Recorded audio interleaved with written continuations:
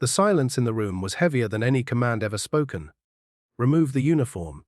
The words landed calmly, almost politely, but they cut deeper than any insult she had ever faced.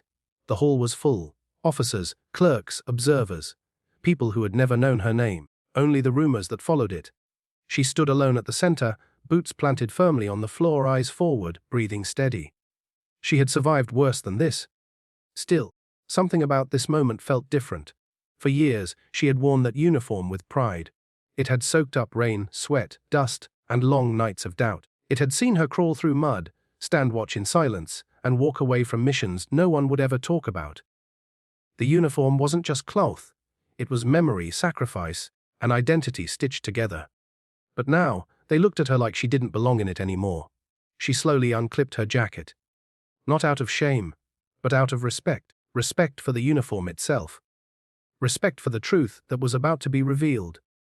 As the fabric slid from her shoulders, the room leaned forward without realizing it. Some expected weakness. Some expected defiance. No one expected what came next.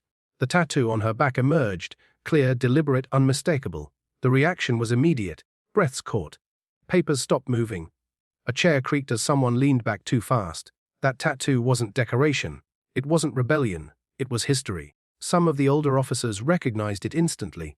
Their faces changed, not to anger, not to pride, but to something far more dangerous: recognition mixed with fear. This symbol wasn't supposed to be seen. It was only given to those who had stood where others couldn't. To those who carried burdens quietly and survived missions that never officially happened.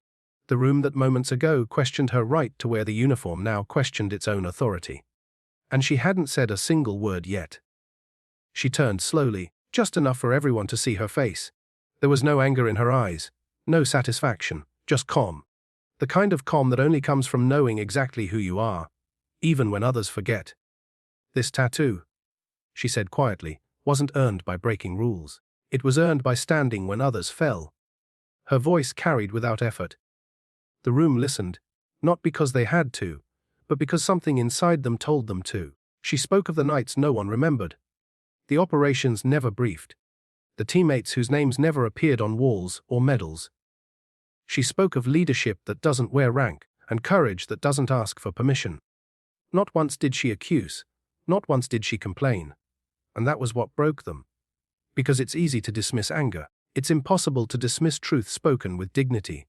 One by one, the tension faded, not into applause, not into celebration, but into understanding. The order to remove the uniform suddenly felt small, meaningless, because everyone in that room now knew something undeniable: you can take off a uniform. You cannot strip away service, you cannot erase sacrifice, and you cannot silence someone who earned their place the hard way. The final decision came quietly. No dramatic speech, no public apology, just a simple acknowledgement that some stories are bigger than rules written on paper. As she picked up her uniform and turned to leave, the room didn't feel victorious. It felt humbled. And for the first time that day, she smiled, not because she had won, but because the truth had. Respect is not given by titles. Honor is not defined by approval. And real strength doesn't need permission to exist. Sometimes, the most powerful response is not shouting back, but standing still and letting the truth speak for itself.